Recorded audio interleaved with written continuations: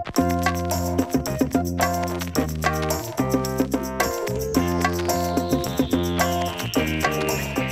there, we're here today waiting for the G train at Nassau Avenue subway stop. Can you imagine what we're going to talk about today?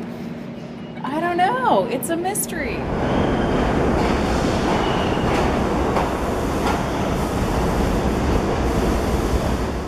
So the question we're addressing today, this is a very common question we often get in our workshops, is what's the deal with the G-spot? Does it exist? Where is it?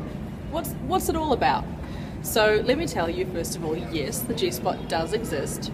However, it may not be sexually sensitive for you. It's not sexually sensitive or enjoyable for all people. So the G-spot is located inside the vagina on the inside front wall. So your fingers will go inside your body and bend forward towards that front wall, towards the belly button. So the G-spot's about 2 to 3 inches, or sort of 5, 6, 7 centimeters inside the vagina.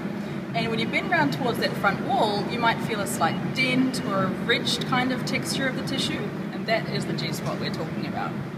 An important thing to remember about the G-spot is it might not be sexually sensitive until you're already aroused. So pay a little bit of attention to other parts of the body and getting generally aroused before you go towards the G-spot.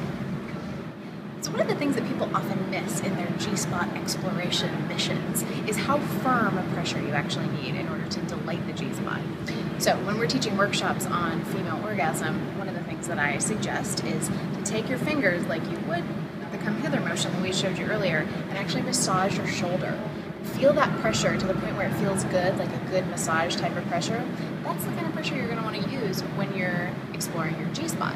It's not like the clitoris where you're going to want to use a relatively light touch. It's a deeper, firmer massage type of pressure. So finding the G-spot is a little bit like riding a bicycle, but not in the same way you normally hear people say it's like riding a bicycle. It's like if you can think back to when you were a kid on the playground and somebody was learning how to ride a bike for the first time. There's always that one kid that just gets on the bicycle and knows how to do it really quickly. It might take them 5 minutes to figure out their balance and then they're off and they know how to ride a bicycle. Other people, it takes them longer to figure out exactly how their body balances and how they're going to hold themselves, and it can take a lot longer to figure out and master. So similarly with the G-spot, sometimes people, the first time they go to explore that area, boom, G-spot orgasms. Other people, they never actually develop G-spot orgasms, and that's completely normal. But then there's that big chunk of the population in the middle that it just takes them a while to figure out. Alright, so when you're exploring your G-spot for the first time, or the 20th time, I recommend getting a G-spot toy. So what makes a G-spot toy specific to the G-spot is that it's got a curved shape. So toys like the Pure Wand or the Lalo GG are magnificent for discovering this area and giving it that massage type pressure we talked about before.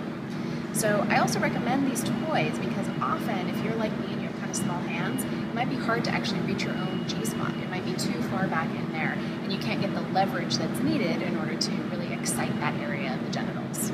So that is our introduction to the G-spot. Now you are ready to jump on the G train and try your own G-spot explorations. But don't go on the subway pantsless. We don't want you to get arrested. Yeah, don't do that.